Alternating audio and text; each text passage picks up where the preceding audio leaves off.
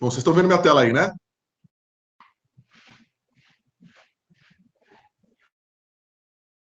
Ótimo. Muito bem. Eu quero compartilhar esse slide aqui, ó, com vocês. Vou entrar aqui, tá? Tá bom.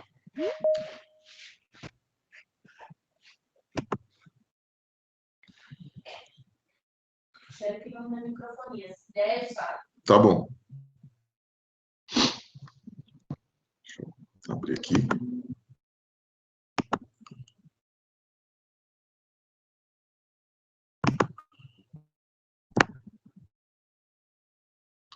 Bom, acho que horas são? Deixa eu ver. 34? Mais um minutinho e já começa. Espero o máximo possível, mas também em respeito a vocês que chegaram no horário, não dá para ficar esperando demais, né? Como é que vocês estão, gente? Ansiosos aí com a prova? Agora é hora de foco, não ansiedade. Eu sei que é difícil, é fácil falar, é difícil fazer, mas vocês precisam estar bem para a hora da prova. Todo mundo que está aqui, eu tenho certeza, está estudando, já vem estudando há algum tempo, né, o mínimo de preparo tem para essa prova. Então, o que vai diferenciar os aprovados é a cabeça, é a tua condição de relembrar aquilo que você sabe, de trazer, né, aquele conhecimento tá lá no fundo da tua memória para a hora da prova, de resolver, de não cair em pegadinha, resolver as questões chatas da CESP. Então, é muito importante que vocês consigam manter a calma, a tranquilidade para fazer a prova. Como eu falei, é fácil falar, difícil fazer, mas eu preciso que vocês tenham o máximo de vocês aí para isso. Hoje nós vamos falar de REURB, e eu vou pular alguns slides. Esse slide aqui é da aula normal que eu dou, mas eu vou ficar só em alguns pontos mais importantes da REURB, para a gente não... Peraí, Patrícia, tá dando muita microfonia.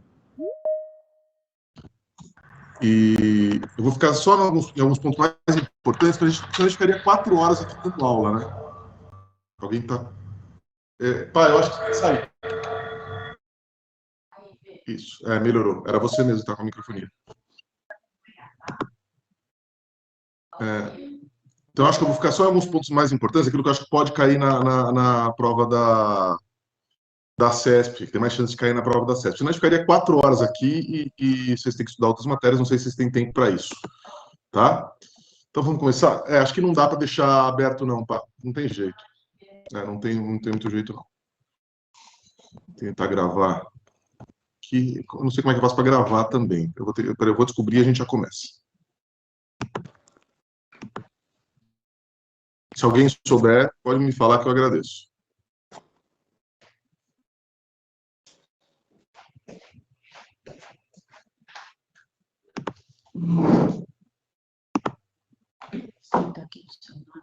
Uhum.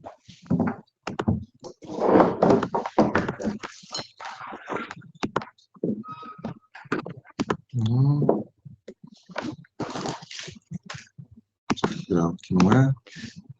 Eu queria gravar. Vou deixar o pessoal que não pôde entrar.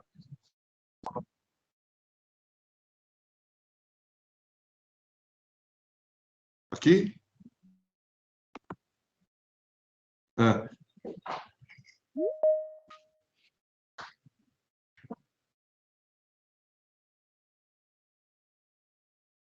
Deveria aparecer, né?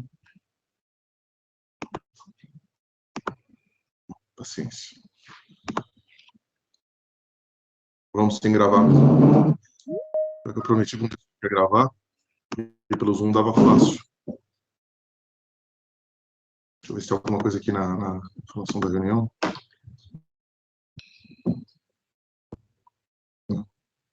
Aqui.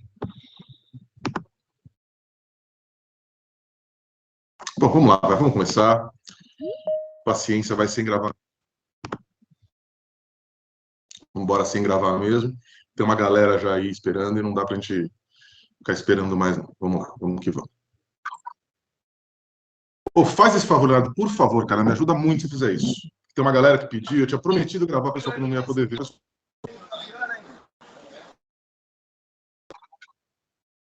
Obrigado. Então pode mandar bala, pode começar a gravar. Manda bala. Então vamos lá, gente. Obrigado mais uma vez pela presença de vocês. Obrigado por vocês confiarem, porque você não ia perder tempo no sábado de manhã, nas vésperas da prova, se você não confiasse no cara que está aqui falando com vocês. Então, agradeço demais a confiança de vocês, a presença de todos que estão aqui. Nós vamos falar hoje sobre REURB, Regularização Urbanística Fundiária. Eu acho que é um tema batata, né? Que tem que cair na prova, até porque se não cair tem alguma coisa errada, né? Porque é o que a gente mais faz hoje em DEMAP, é o que tem mais, dá mais dor de cabeça, é o que demanda mais trabalho, então assim, tem que cair na prova, é fundamental que os procuradores que vão entrar saibam falar sobre REURB. E aí a gente começa com o conceito de, não de, mas de irregularidade fundiária, né? Porque, veja, quando é que cabe a regularização fundiária urbanística, a REURB? Ela cabe quando existe uma irregularidade fundiária. O que é a tal da irregularidade fundiária? É o descompasso entre a posse e o registro. Deixa eu fazer uma pergunta para vocês. Vocês estão me vendo também, não, nesse PIP? Ou não? Vocês estão vendo exatamente o que eu estou vendo? Acho que vocês não estão me vendo, né? Ah, ótimo. Então, perfeito. Perfeito. É bom saber, Léo, porque senão às vezes eu ponho o dedo no nariz, eu faço uma coça o ouvido, né? Tal, tiro o seu do ouvido, então é bom saber que vocês estão me vendo para não fazer essas merdas aqui. Vamos lá. Então, o que é irregularidade fundiária? No slide está escrito que é o descompasso entre posse e registro. Como é que funciona? Eu tenho alguém que ocupa a área, mas no registro imobiliário, vocês lembram que na propriedade imobiliária é dono quem consta do registro, né? No registro consta outra pessoa. Então eu tenho um cara que é dono de fato, que já está lá há um bom tempo, e eu tenho um cara que é dono de direito, que é o que consta no registro. E esse descompasso, ele gera um grave problema social. E por quê, gente? Imagina o seguinte, vamos pensar das coisas mais claras até as menos óbvias, mas que dão reflexo para a vida das pessoas. O cara ele quer mobiliar a casa dele, ele quer fazer um carnê nas Casas Bahia para comprar aquele imóvel em 24 vezes, na Marabras, em 24 vezes sem juros. Pois é, o que ele precisa para receber o boleto dele? Endereço. Ele precisa comprovante de endereço. Na maioria dos casos de irregularidade fundiária, as áreas, elas estão... Você não tem sequer um endereço oficial, né? As ruas são ruas que foram implantadas em desacordo com o que o município aprovou, com o que o município passou, então esse cara não consegue ter endereço. Ele não tem um comprovante de endereço. Ligação de água e luz acaba sendo muitas vezes clandestina. Então perceba que a irregularidade fundiária, ela gera um caos social para todo mundo que mora na região e para o resto da cidade e para o próprio município, que é quem tem que resolver esse pepino. Por isso que esse tema é tão importante para a gente. Bom, para tentar resolver isso, primeiro saiu uma MP, a MP 759/2016, que foi convertida na 13.465/17, que é a lei da REURB. Tá? A lei da ela não foi a primeira lei que falou de regularização fundiária, ou que trouxe instrumentos para regularização fundiária no Brasil. Não foi a primeira. Só que ela foi a mais moderna, ela consolidou e ela ampliou a aplicação da REURB. Então, antes da MP, antes da lei da REURB, só cabia regularização fundiária de áreas urbanas. Tá? Então, se a área se fosse uma área rural, uma área de expansão urbana, não cabia nenhuma forma de regularização fundiária dessas áreas. Com a nova, isso já caiu na prova da CESP, não é impossível que isso caia uma assertiva aí na questão que vai cair de REURB na prova, tá? É importante que você saiba disso. Hoje, cabe REURB para áreas rurais também, tá? Para áreas rurais. Que são aquelas áreas que, em tese, são rurais, porque o que é uma área rural e o que é uma área urbana? Vamos fazer um parênteses aqui só para que vocês entendam isso. Você tem várias formas de definir se a área é rural ou se é urbana, mas para fins de prova, você vai dizer que é a área que o município define como rural ou urbana. Então, quem define se a área é rural ou urbana é o município. Não, mas não tem lá o CTN que fala que é urbana, a área que tem de 2 dos 5 melhoramentos? Sim, só que isso é sempre subsidiário. Quem define o que é área urbana e o que é área rural é o município através da sua própria lei. Ele faz uma lei que ordena o espaço territorial. Em São Paulo tem a lei que vai cair na prova, que é a LUS, né, que é a Lei de Uso e Ocupação do Solo Urbano de São Paulo. Essa lei está no seu edital, você precisa ler, né? E ela define quais são as áreas urbanas, quais são as áreas rurais do território, geralmente.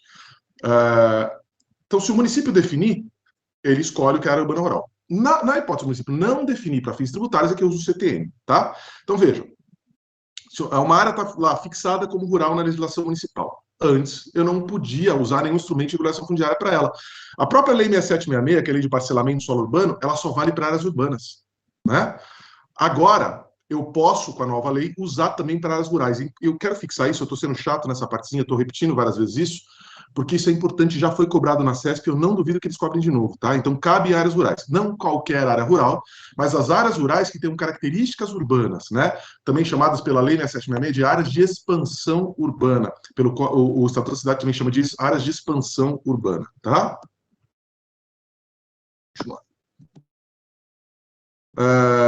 Bom, quanto aos conceitos, veja, antes a legislação usava a ideia de assentamento irregular, agora o que você tem que saber é que áreas que são urbanizáveis ou que são reguláveis ou regularizáveis são chamadas de núcleos urbanos informais. Então, qualquer área que seja clandestina, irregular, que não pôde ser regularizada na época, ela é chamada de núcleo urbano informal e aí é cabível a aplicação da lei da REURB para ela.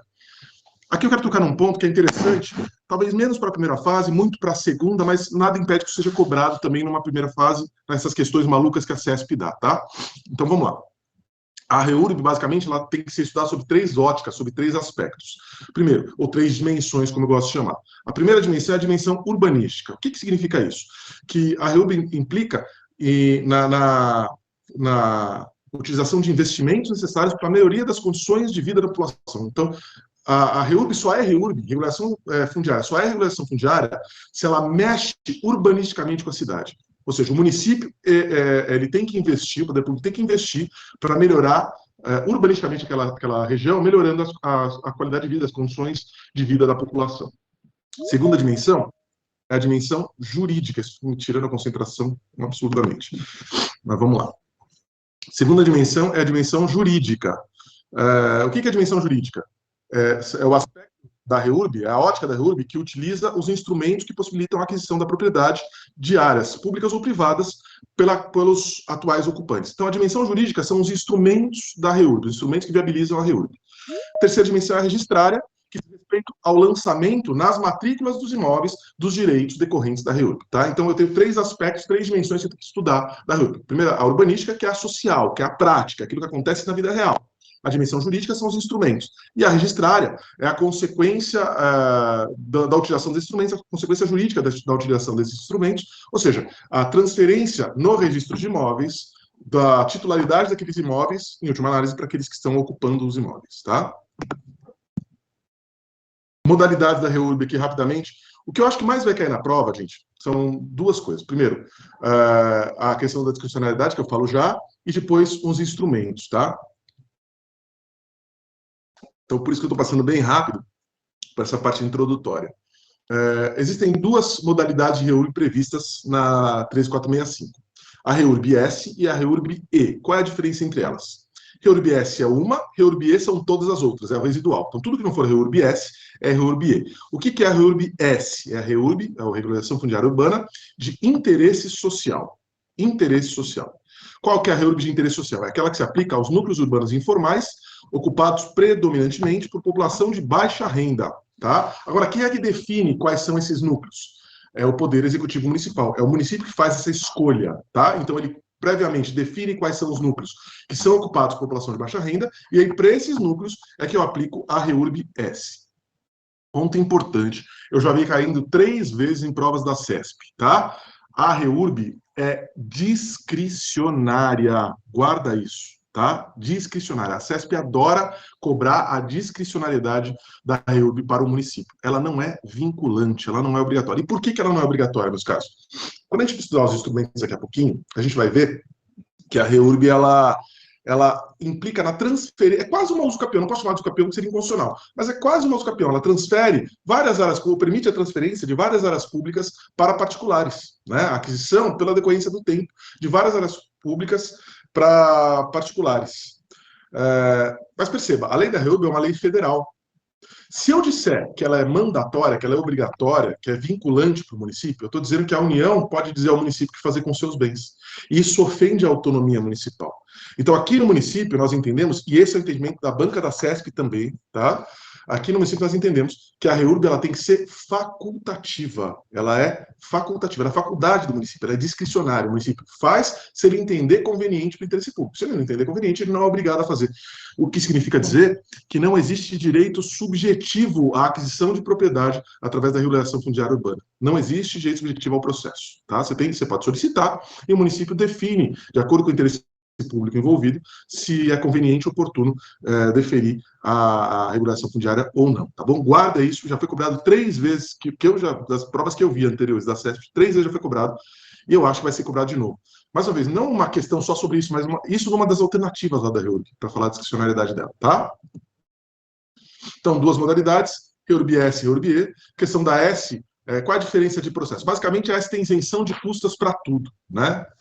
Tem gratuidade de registro, gratuidade de custas, emolumentos, tudo isso, tá? Tudo isso aqui, ó, tá no slide. Depois eu ponho lá eu dou um jeito de mandar para vocês esses slides, tá? Não vamos perder tempo com isso aqui, mas tudo isso aqui é gratuito na REURB S. Então, o que é gratuito?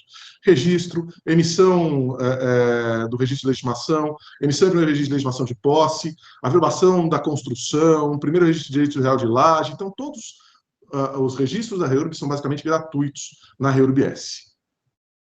E como é que o cartório ganha dinheiro? Existe um fundo do CNJ, um fundo que é fiscalizado pelo CNJ, dos cartórios, cada cartório põe um pouquinho do que ganha, do que arrecada nesse fundo, e isso ressarce o cartório de imóveis onde vai ser feita a regulação fundiária. Tá? Mas, basicamente, o que acontece com o registro de nascimento também é gratuito.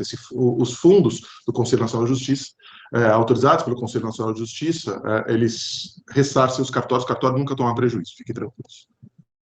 Isso aqui é importante. Vamos lá. Quem são os legitimados para a propositura do processo de regularização fundiária? Quem é que pode pedir? União, Estados, municípios, federal, principalmente os municípios, né? Eles podem fazer isso diretamente ou através dos entes da administração pública indireta, tá? Então, eu posso criar autarquias municipais para cuidar de regularização fundiária, eu posso criar empresas públicas. Aqui em São Paulo existe uma empresa que é a SP Obras. Ela participa muito do processo de regulação fundiária, né? Então, não quer dizer que seja exclusivo dela, mas ela também participa muito desse processo. Então, eu posso...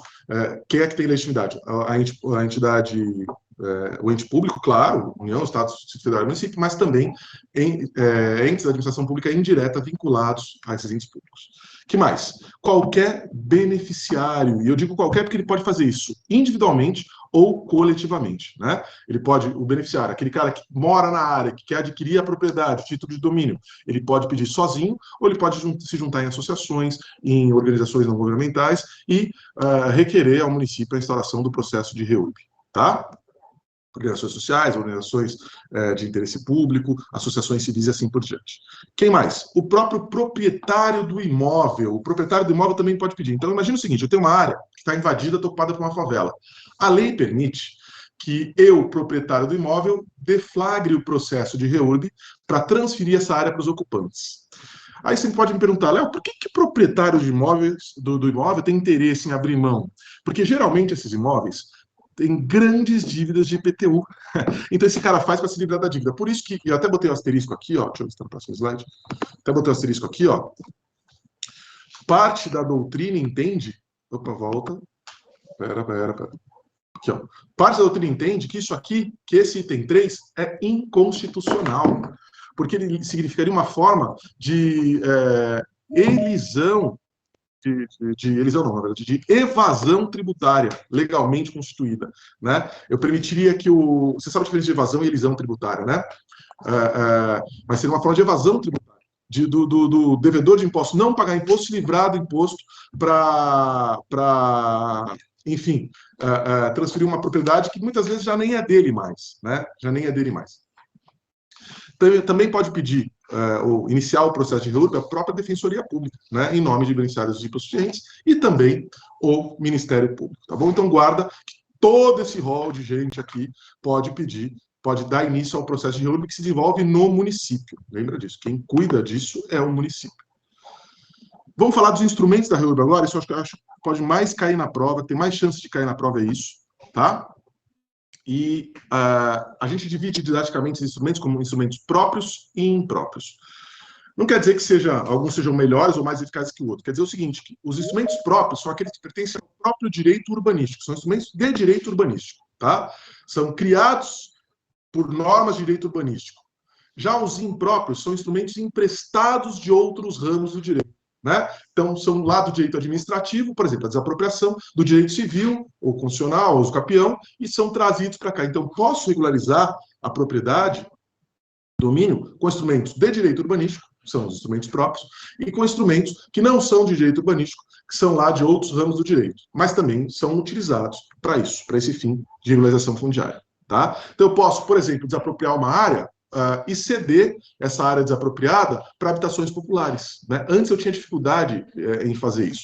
Se eu pegar o Decreto-Lei 3365 de 41, ele veda a tredestinação. Né? O que é a tredestinação? É a destinação do imóvel a qualquer fim que não seja o fim de interesse, um fim de interesse público.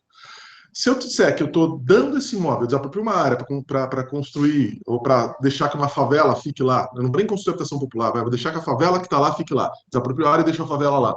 Se eu desaproprio essa área para manter a favela, antes eu podia argumentar que eu estava predestinando a área, por quê? Porque eu não estou atendendo interesse público de forma geral, estou atendendo só o interesse daqueles moradores. Então gerava uma grande discussão jurídica. Havia uma grande celeuma, discussão jurídica, se era possível desapropriar para permitir que moradores invasores pudessem se manter naquele imóvel. E mais, tinha outro problema, né? Como é que eu transferia a propriedade dessa área desapropriada para os moradores? Porque a ideia não é essa, né? Era permitir. Então, para acabar com tudo isso, a lei da RUB ela passa a permitir isso, e eu consigo agora usar de forma mais simples esses instrumentos que são privados ou que são do direito administrativo para facilitar aqui o processo de regularização.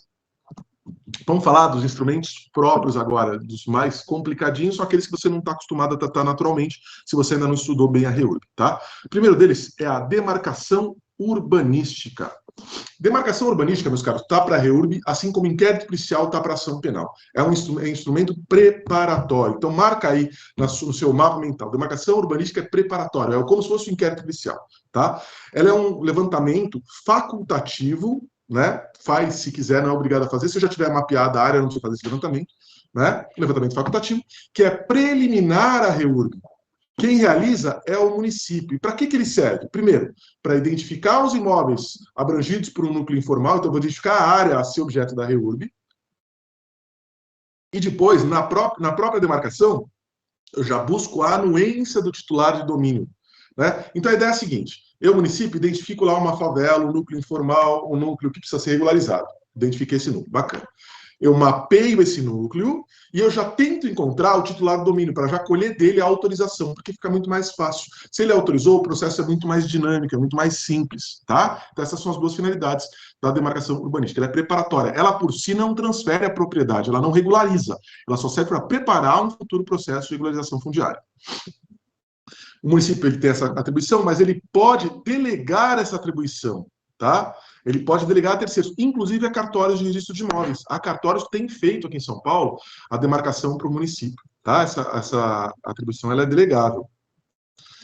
Bom, e aí depois da conclusão do levantamento, o município terminou o levantamento, o que ele faz? Ele notifica, essa notificação pode ser pessoal ou postal, com carta com AR, com aviso de recebimento, os titulares de domínio, os titulares da propriedade daquela área a ser regularizada e os confrontantes, né? Ele notifica e dá prazo de 30 dias para impugnação. Eu acho uma sacanagem, mas tem prova que gosta de perguntar prazo, né? Então, marque aí que o prazo de impugnação, tanto dos confrontantes quanto do titular do domínio, é de 30 dias. Por que eu intimo o confrontante? Porque pode ser que, na prática, aquela área invada uma área de um vizinho, pode ser que ela seja menor do que a área do cartório de registro de imóveis, que o vizinho já tenha usucapido ali uma porçãozinha dessa área, então o confrontante tem que participar desse processo todo. O que acontece no silêncio? Então, os confrontantes e os titulares do domínio são intimados. Se eles ou concordarem ou se não falarem nada, significa que há aquiescência com a regularização, a concordância com a regularização. Tá? Se houver impugnação, o que o município faz? Deixa eu tirar aqui para vocês verem. Ele adota um procedimento administrativo de solução de conflitos, similar à mediação e arbitragem. Até por isso, eu sempre venho dizendo, e você que me acompanha no Instagram há um tempo sabe disso, que mediação e arbitragem é ponto importante nessa prova, tá? Quem faz é a PGM, tem um setor específico na PGM que faz isso, né? Dentro da Procuradoria do Consultivo, que é uma subdivisão da PGM, dá uma olhada na lei, no decreto que regula a PGM, se você não conhece, né? Então tem um setor específico para isso, para cuidar dessas mediações, dessa solução de conflito, se houver impugnação. Perceba que o processo de REURB, ele é um processo inteiramente autoexecutório do município. Ele não precisa se valer do Poder Judiciário, tá? Ele vai lá e determina. Se houver alguma ilegalidade, se houver alguma irregularidade, aí o proprietário pode buscar o judiciário para anular o processo. Mas ele é desenvolvido no próprio município, como regra. Então, deu para entender o procedimento da demarcação? Então, a demarcação é prévia, né? E ela serve já como um adiantamento aí para o processo de REURB. Agora nós vamos para os instrumentos que transferem em si a propriedade. O primeiro deles é a legitimação fundiária. Legitimação fundiária. Então, a primeira coisa que você tem que lembrar para a hora da prova, ela é uma forma originária de aquisição de propriedade. O proprietário adquire, o usuário, o ocupante da área, ele adquire a propriedade de forma originária sem nenhum dos vícios ou das dívidas anteriores. Por isso é que eu falei, agora há pouco, que tem gente que considera inconstitucional que o próprio proprietário da área ele ceda a área para terceiros, né? Ou ele dê início, deflagre o processo da REURB. E por quê? Porque se ele faz isso, ele se livra da dívida. Perceba que a forma de aquisição pela REURB é originária, né? Quem adquire a área, adquire sem qualquer vício, sem qualquer dívida, sem nenhum lastro da propriedade anterior, tá? Então, vamos lá. Forma originária, questão de propriedade, ela é definida exclusivamente mediante processo de REURB. Não tem outra forma de definir legitimação fundiária que não seja o processo de REURB, né?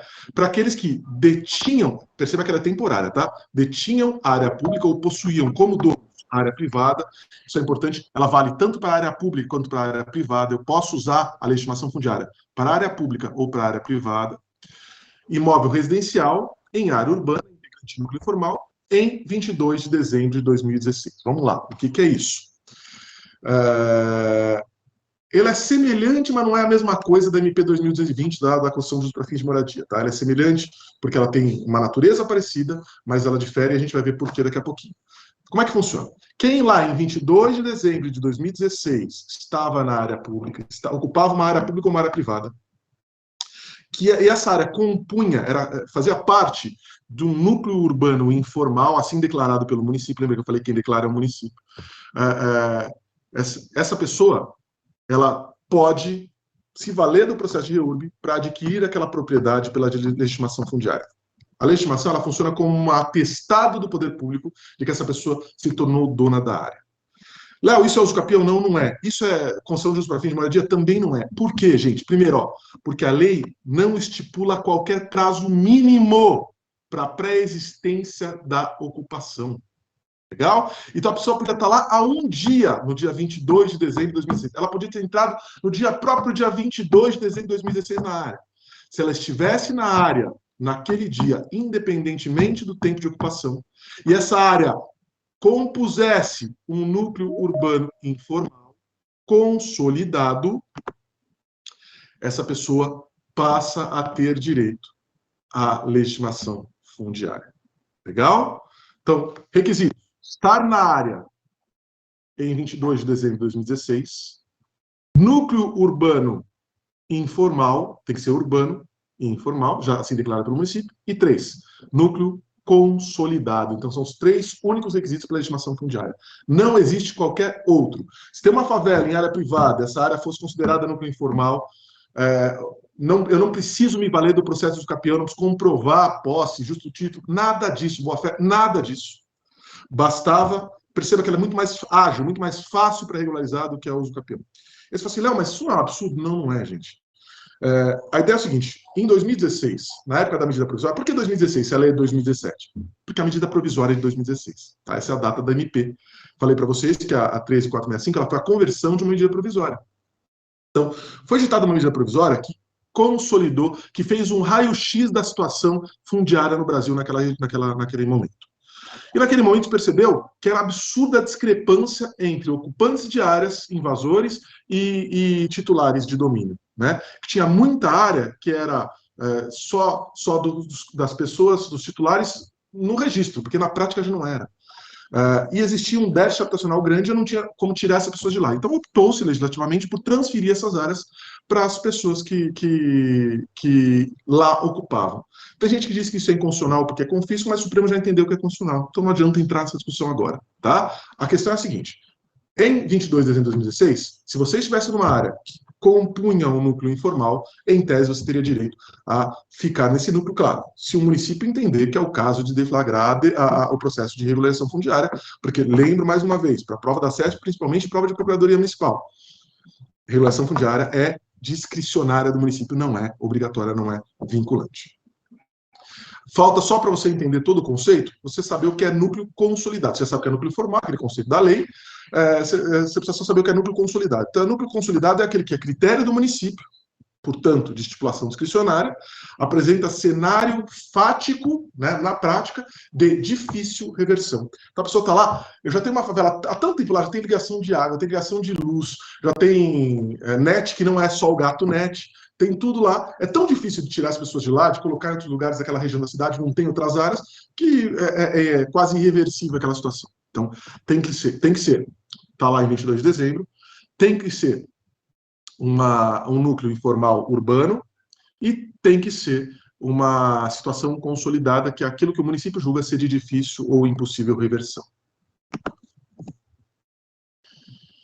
Cabe legitimação fundiária tanto na REURB-E quanto na REURB-S, tá? Só lembra que na REURB-S, que é aquela social, o beneficiário ele não pode ser concessionário, foreiro ou proprietário de qualquer outro imóvel. Se ela é social, é só para quem está de baixa renda e não tem outro imóvel, tá? Então, eu só posso usar a legislação fundiária na REURB-S se o beneficiário não tiver outro bem, ou não tiver concessão de uso, concessão da MP 220, né? Então, ele não pode ter outro direito de posse, né, ou de propriedade sobre qualquer outro bem.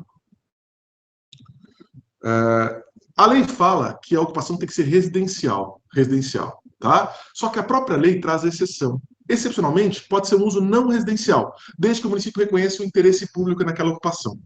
E por que é isso, gente? Eu sempre explico isso quando eu falo da MP 2220, da posição do município na MP 2020, da concessão de uso para fins de moradia. Vamos fazer um parênteses aqui rapidinho, só para explicar isso. A MP 2220, que fala da concessão de uso especial para fins de moradia, ela diz o seguinte, que ela só permite, esse direito só é concedido para utilizações exclusivamente residenciais.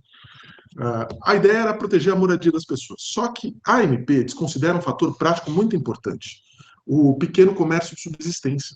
Ela desconsidera que numa favela, por exemplo, quem redigiu esse MP nunca tinha entrado numa favela, provavelmente. Porque desconsidera que na favela as pessoas têm uma vida, tem um organismo que funciona lá dentro. E as pessoas vivem disso. Então tem o boteco, tem a tiazinha que faz comida, tem o cara que entrega a carta, porque você não tem, né, divisão de ruas lá dentro, então todas as cartas chegam num ponto, esse cara distribui carta e cobra para isso. Você tem o barbeiro, você tem uma série de... a cabeleireira, a manicure, você tem atividades lá e as pessoas não é que elas lucram, elas sobrevivem com essa atividade, né? Eu não posso negar o direito de moradia para essas pessoas. Então, o município de São Paulo, isso hoje é pacífico na jurisprudência, mas o município de São Paulo inovou e no seu decreto que regulamenta a MP 2020, lembro o meu de cabeça aqui, e não está no edital, mas enfim, existe um decreto municipal que regulamenta a MP 2020. Nesse decreto, ele permite a concessão de uso para fins de moradia do pequeno comércio de subsistência. Tá? Então, é uma solução muito bacana que o município de São Paulo deu. A pessoa precisa daquilo para viver, não tem sentido. Ela trabalha onde ela mora, então se ela trabalha, descaracteriza? Não descaracteriza. Então, o município passou a entender isso. A lei da REURB, ela foi mais ampla e foi até melhor, porque ela diz o seguinte: basta que o município reconheça interesse público naquela ocupação, né? Então, ele usa para fins não residenciais, ok, mas se o município reconhece interesse público, ele pode deferir, excepcionalmente, a legitimação fundiária, mesmo para esses locais. Então, o cara tem lá no núcleo informal, na favela, ele tem um comércio. Ele nem mora ali, mas ele tem um comércio instalado ali. Ele dá emprego para a população, tem 4, 5, 6 moradores da favela que trabalham ali, ele faz circular renda, ele entrega produtos de primeira necessidade ali na população. Ora, é evidente que tem um interesse público nessa ocupação. Então, o município pode sim deferir a legitimação fundiária, mesmo para essas hipóteses, tá? Vamos falar agora sobre um outro instrumento. Então, falamos de legitimação fundiária, não confunda com legitimação de posse, que é o instrumento que nós vamos tratar agora, tá? A legitimação de posse, ela não foi inovação da lei da REURB, da 3465. ela já existia no Estatuto da Terra, tá? Na Lei de Terras e no Estatuto da Terra. Só que antes só valia para terras devolutas, só cabia legitimação de posse para terras devolutas da União. Tá? E agora? Agora não. Agora cabe legitimação de posse para qualquer imóvel. Vamos falar disso aqui, ó. Vamos lá. Ele é um instrumento exclusivo para fins de REURB. Ele constitui um ato do poder público destinado a conferir um título por meio do qual fica reconhecida a posse e essa posse é conversível em direito real de propriedade. Então, o poder público ele dá um papel, um título dizendo o seguinte: você tem a posse desse imóvel. Essa posse se converte, independente de uma ação de usucapião, ela se converte, depois do tempo, a gente vai ver daqui a pouquinho, em título de propriedade, automaticamente. Tá? E isso facilita demais. E mesmo que eu não queira esperar o prazo da legitimação, se eu quiser ajuizar nesse meio tempo a ação do usucapião, eu já tenho um título. Fica desnecessário que eu, o beneficiário, comprove a posse. Tá? Então, ela simplifica o procedimento existente, retirando a obrigação da prévia demarcação do urbanista, não preciso nem demarcar, basta que o município reconheça, o município atesta lá a posse daquele bem para a pessoa. É um título e é um título translativo. O que isso significa? Significa que ele pode ser transferido por ato inter vivos ou mortis causa, causa mortis. Né? Se eu morro, esse título automaticamente se transfere para os meus filhos. Eu posso vender esse título. Isso me dá uma dignidade de saber que eu realmente já sou praticamente dono daquele imóvel. Né? Como é que funciona hoje na prática? O cara tem lá... Como é que funcionava, na verdade? Antes da lei. Né? O cara tinha o barraco na favela, ele vendia a posse. E aí o cara que entrou, que comprava a posse, para ele usucapiar, ele precisava toda uma comprovação das contas de luz, do IPTU, se eventualmente pagava, que na favela geralmente não paga, de um monte, ou de testemunho, ou de foto, ele precisava um baita de um trabalho para provar a continuidade da posse. Ou seja, ele estava lá, mas que continuava a posse do seu antecessor. Agora não. Né? Agora eu tenho um título oficial emitido pelo município que garante, ou que atesta que eu estou na posse e esse título pode ser transferido.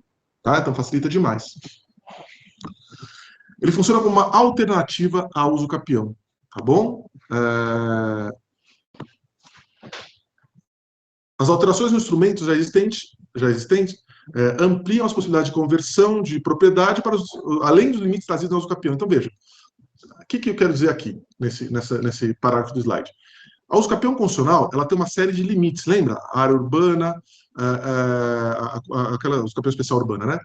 Até 250 metros quadrados, 5 anos de posse, imóvel só residencial. Então, para a legitimação de posse, esses requisitos são simplesmente descartados. Eu não preciso provar mais isso, eu não preciso me limitar a esse requisito da usucapião, né? Então, qual era o problema também que você tinha? Aqueles núcleos de áreas... Porque você lembra que eu tenho a usucapião especial urbana individual e a coletiva. A individual, imóveis menores que 250 metros quadrados. A coletiva tinha que ser imóveis maiores de 250 metros quadrados. Né? Então, eu não podia regularizar antes uma favela por usucapião, uma favela de 180 metros quadrados. Né? Que eu tenho lá 4, 5 famílias, aqueles pequenos núcleos, mas que são relevantes. Né? Tem 4, 5 famílias que vivem lá. Agora eu posso. Então, agora imóveis residenciais ou não residenciais, com áreas superiores a 250 metros quadrados, eles... ou inferiores, se eu tiver diante daquela área menor, eu não preciso mais ficar vinculado ao procedimento da usucapião, aos limites da usucapião, tá bom? Tem gente que chama isso, gente, de usucapião administrativa, tá? O reconhecimento administrativo da usucapião. Não é só o nome que alguns autores usam, mas não é tecnicamente usucapião, porque os requisitos são diferentes, tá bom? Bom, alguns outros aspectos importantes. Ato único de registro, tá? Eu só tenho um ato de registro, isso simplifica e barateia o processo todo da REURB. Quando eu vou regularizar uma área, eu não preciso registrar mais cada um dos imóveis. Eu faço um ato só de registro e faço constar esse registro na matrícula de cada um dos imóveis. Tá? E a abertura de novas matrículas também é gratuita na REURB. Outro instrumento, que eu acho que é interessante que a gente trate, é o direito real de laje. Tá? Então, o que é o direito de laje, meus caros? É mais uma consequência da ideia de solo criado lá do Estatuto da Cidade. Infelizmente, não tenho tempo hoje de explicar para você o tal do solo criado. Já estamos aqui há mais de uma hora, mas... Não estamos mais de uma hora, estamos há 40 minutos. Eu estou viajando. Eu estou acelerando muito a aula e dava mais tempo, hein, Patrícia? Mas não vai dar tempo de, enfim, explicar todos os conceitos do Estatuto da Cidade, mas o que é a ideia do solo criado? É a ideia da construção sobre estamentos, né? A criação de solos artificiais sobre o solo natural, né?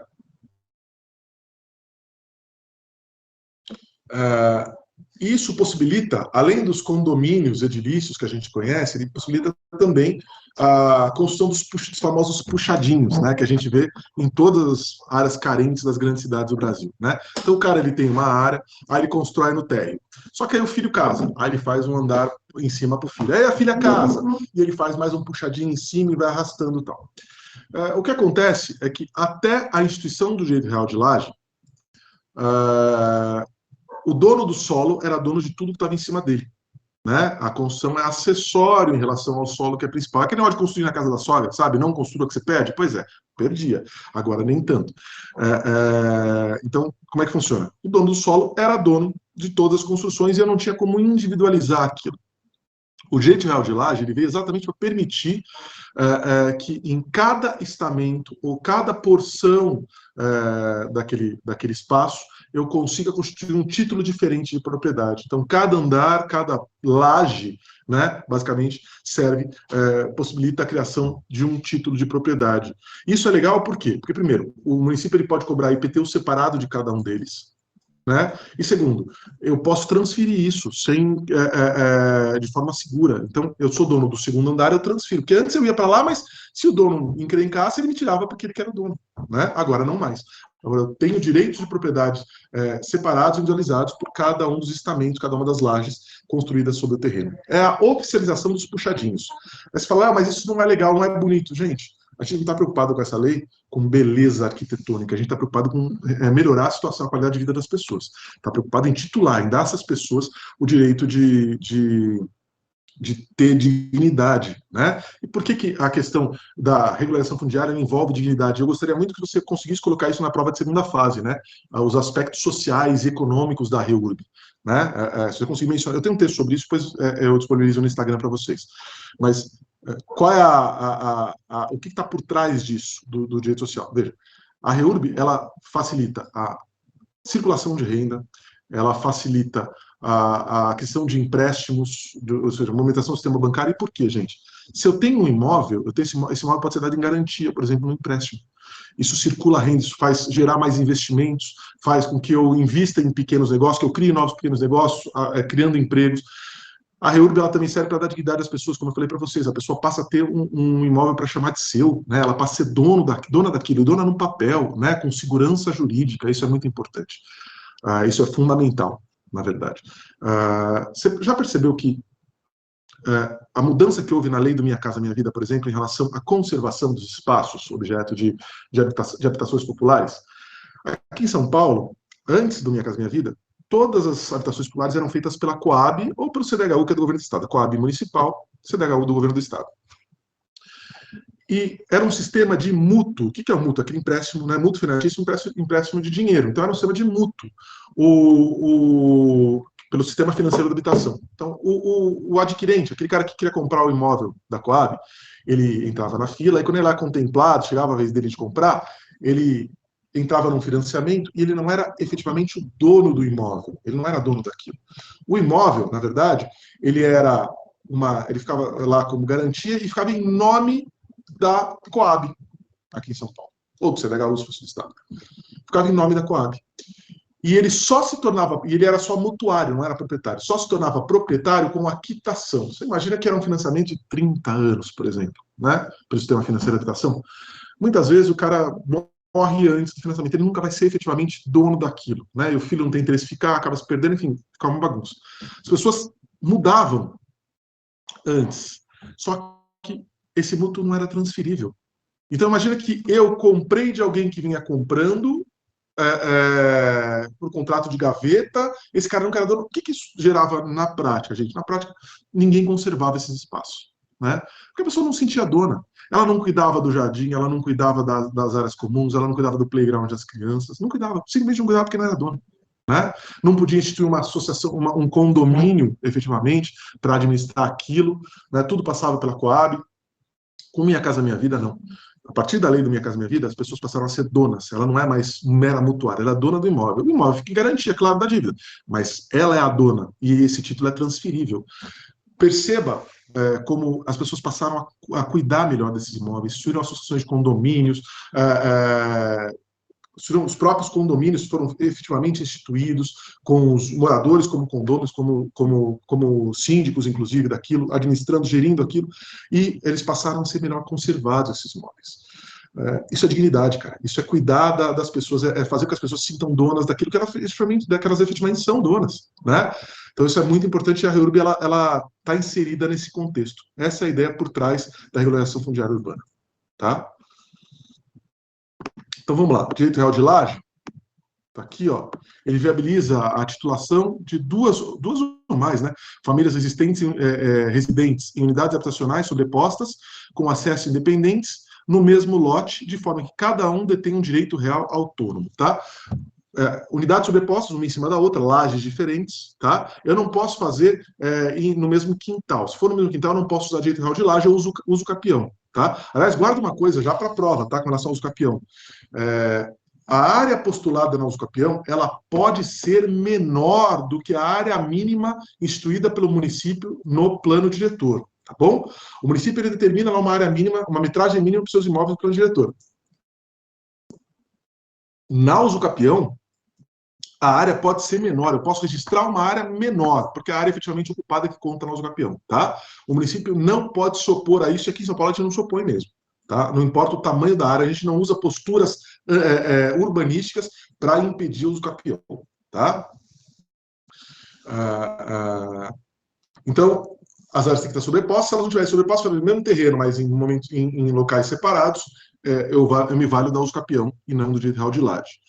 Ele possibilita que os moradores dessas unidades unifamiliares possam alienar autonomamente seus imóveis, além de criar uma nova mercadoria no mercado imobiliário, que é a laje, né? A laje é passível de alienação. Eu tenho uma casa-terra, eu posso vender o andar de cima, eu posso vender a minha laje. Laje não serve mais para tomar sol só, tá? Outro instrumento, arrecadação de imóveis, e aí você vai estudar aqui na lei da REURB, juntamente com o artigo 1276 do Código Civil, tá? Então a lei da REURB, ela regulamenta o 1276, o 1276 do Código Civil, tá? E ela trata do abandono de imóvel urbano, tá? Então o município pode arrecadar e transferir para o seu patrimônio os imóveis urbanos privados abandonados, cujos proprietários não possuem intenção de conservá-lo no seu patrimônio. Tá? Então, o município adquire, ele toma para si, ele arrecada primeiro, depois toma para si imóveis que ele considera abandonados. Né? Res nullius ou res derelicta? Vocês não vão responder, porque vocês estão todos com o telefone no mundo, mas lembra que coisa abandonada é res derelicta, res nullius é coisa de ninguém, tá? Não é coisa abandonada. O município, então, ele pode arrecadar, o instrumento proporciona que o município dê uma destinação para aqueles prédios abandonados, terrenos baldios, que muitas vezes causam problemas à saúde, sanitarismo e à segurança pública. A lei grava os imóveis arrecadados, ela dá uma destinação para eles, né?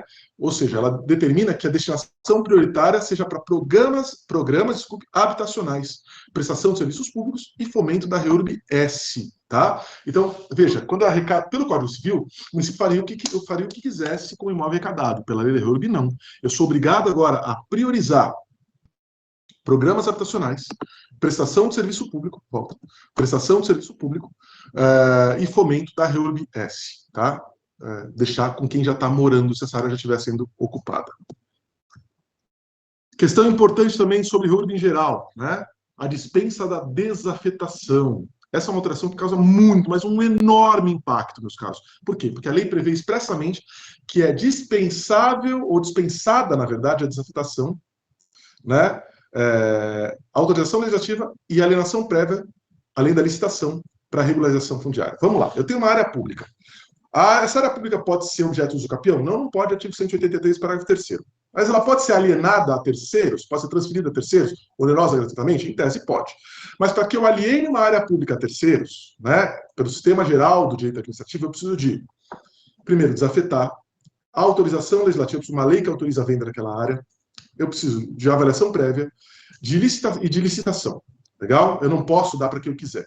Pela lei da REURB, eu posso. A ideia é contemplar aqueles caras que estão morando na área. Legal?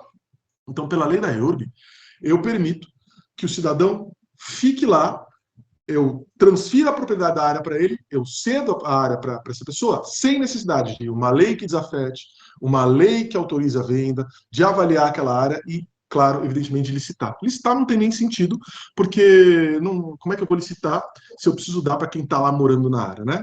Então, nesses núcleos consolidados, eu fico desobrigado de cumprir com todo o rito de alienação de imóveis do direito administrativo. E isso facilita demais o processo. Com relação à desafetação, eu quero fazer uma observação para vocês aqui. O que é desafetação? Você lembra? Afetação e desafetação? Vamos lá. Afetação é a vinculação de um bem ao interesse público e a desafetação, ao contrário, é a desvinculação. Eu retiro o interesse público daquele bem. Como é que eu afeto um bem ao interesse público? Eu posso afetar das mais variadas formas, meus amigos. Nossa, tá calor aqui na sua varanda, pá. Vou abrir ali, Abre aí, por favor. Estou suando muito. Então, vamos lá. Como é que eu afeto um bem ao interesse público? Eu afeto por lei. Pode vir uma lei e dizer, esse bem está vinculado ao interesse público qualquer. Eu afeto por decreto. Eu afeto por um simples ato jurídico. Né? Quem já foi meu aluno vai lembrar daquele exemplo que eu dou do português que faz uma passagem no terreno dele e tal. Então, pois é. Se você abrir seu terreno e deixar aquilo com uma via de circulação, em tese está afetado ao uso público. Afetação, cuidado, não significa transferência de domínio. Se eu afetei um imóvel ao uso público, não quer dizer não quer dizer que esse imóvel se tornou público, quer dizer que ele está vinculado ao interesse público. Gente, você não tem que aguentar um pouquinho de barulho aqui no fundo, não tem jeito, os motoqueiros passam com moto de escapamento furado, que vaza aqui o som, não tem jeito. Mas está muito calor aqui, não dá para ficar com a barulha fechada. Então, eu posso afetar por qualquer forma, inclusive qualquer ato jurídico, qualquer ato com consequência jurídica, eu posso afetar. Agora, desafetação, não. Eu só desafeto por lei. Eu só desafeto por lei. Então, se um imóvel está afetado por um ato jurídico qualquer, ao interesse público, para desafetar, imagina que o cidadão ele tinha um imóvel e ele abriu uma rua no meio do imóvel dele. E as pessoas passaram a usar essa rua. O ato de abertura é um ato jurídico, que ele tem consequência jurídica, é um ato da vida que tem consequência jurídica, e significa que esse imóvel está afetado. Esse trecho que ele abriu ali, que virou uma viela ali, que as pessoas atravessam todo dia no meio do imóvel dele, esse trecho se tornou afetado ao interesse público. Não é área pública, ele continua pagando IPTU sobre ele, mas ele está afetado. O que significa dizer que ele não pode fechar. Para fechar, ele precisa de uma lei que autorize. Por incrível que pareça, é assim que funciona. Tá? Então, desafetação, lembra, sempre demanda lei. Tá bom? Dos slides era isso, meus caros. Quero saber se vocês têm alguma dúvida. Abram os microfones quem quiser falar. Abram as câmeras também para a gente conversar um pouquinho. Eu acho que esses são os pontos. Claro que nós não esgotamos REURB numa aula de 1 hora aqui, aí seria impossível, mas esses são os pontos que eu acho que são mais importantes para a prova, que eles têm mais incidência de cair. Não quer dizer que os outros não possam cair, você vai ter que ler tudo, e o ideal é que você saiba tudo. Tá? Mas esses são os pontos que eu julgo mais relevantes para a hora da prova, tá? Que tem mais chance de cair. Lembra da discricionariedade? A Sebrasp adora isso, tá? E isso é bom porque isso dá muita autonomia. Deixa eu parar de compartilhar a tela aqui. Isso é bom porque dá muita autonomia pro município, tá? Vamos lá. Posso disponibilizar os slides, sim. Eu só vou ver como que eu vou fazer, Daniel, para soltar isso para vocês, que eu não consigo botar material no Instagram, né? Eu vou ver como é que a gente faz isso, tá? Para quem é aluno do curso, eu jogo os slides no grupo. Aliás, quem é aluno do Hotmart, esses slides já estão lá no Hotmart, porque eu já dei essa aula lá, tá? Só pegar lá no Hotmart, na minha aula de REURB, tá bom? Quem foi aluno, de qualquer maneira, recebeu mesmo o pessoal que não é Hotmart. Quem falou, a Patrícia falou que já recebeu, mas de qualquer forma, quem não é aluno, a gente dá um jeito de enviar para vocês. Manda mensagem para a Patrícia, para o Instagram da Patrícia, que ela manda para vocês, tá bom? Mostra sua cara aqui, Patrícia, pro pessoal. Manda para a caixa postal. Enche a caixa postal da Patrícia aí pedindo, tá? Deixa eu abrir o chat aqui para ver as perguntas de vocês, gente. Vamos lá.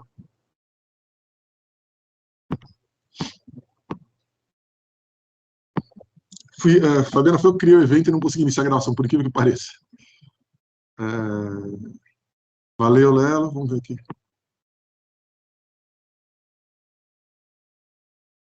Vamos lá. O Luiz está perguntando o seguinte: a leitura da lei da REURB, mais parcelamento de solo, mais estatuto da cidade é suficiente para as leis de urbanístico ou o senhor indica mais alguma? Olha, você tem que ler as leis municipais também, tá?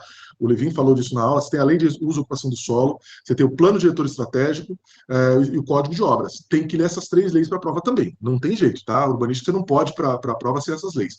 E você tem que saber também um pouco dos princípios do direito urbanístico. Quem tem meu livro sabe que tem uma área toda lá de princípios, que é o princípio da... Isso cai muito na Sebrasp, tá? Que é a justa distribuição dos ônus da urbanização. Tem uma série de princípios. Isso é legal eu montar, talvez, coisa de 5, 10 páginas eu faço um e-book para vocês. Vou fazer um e-book para vocês, tá? Sobre isso, sobre os princípios, tá? Que eu acho importante também, mas não esqueçam as leis municipais. São muito importantes para essa prova. Essa prova, gente, algo me diz que vai cobrar muito de lei municipal, tá? Muito de lei municipal.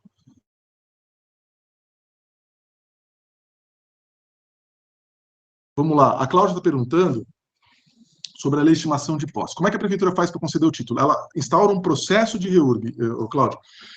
Todos os instrumentos, eles geram, na verdade, um processo administrativo dentro da prefeitura, né? Então, a prefeitura faz um processo administrativo de liberação fundiária. Então, ela indica primeiro quais são as áreas. Vamos supor, você vai lá e você pede, eu moro numa área que eu acho que eu tenho direito à legitimação de posse. Legal. Essa área tem que estar no núcleo informal, né? Não esqueça disso. Só cabe reúbe para núcleos informais. Então, você está no núcleo informal, você pede para a prefeitura instaurar um procedimento de reúbe que vai cumular com a legitimação de posse. Por que você não pede direto a legitimação fundiária? Às vezes você não estava lá em 2016, né, em dezembro de 2016, então só cabe a legitimação de posse para você. Então você faz esse procedimento, a prefeitura analisa se está no núcleo informal, se tem interesse social, e aí ela defere através de um título, é um documento mesmo que ela faz. A decisão desse processo administrativo, ela se torna um título, tá bom? Você acha que eu consigo colocar aqui no chat? Acho que eu consigo mesmo, gente. Olha que excelente, excelente. Patrícia se livrou de uma, hein? Vou botar aqui no chat, então, o arquivo.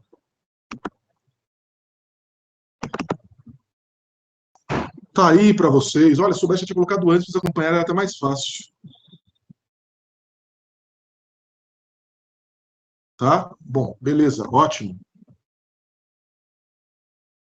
Vamos lá. A Vanessa perguntando se o curso de reta final será focado nas leis municipais. Não necessariamente, Vanessa. A gente vai falar um pouco também sobre elas, mas o curso de reta final, como eu sempre digo, é um curso horizontal. É um resumão e a gente vai tentar jogar nesse curso o máximo de informação possível.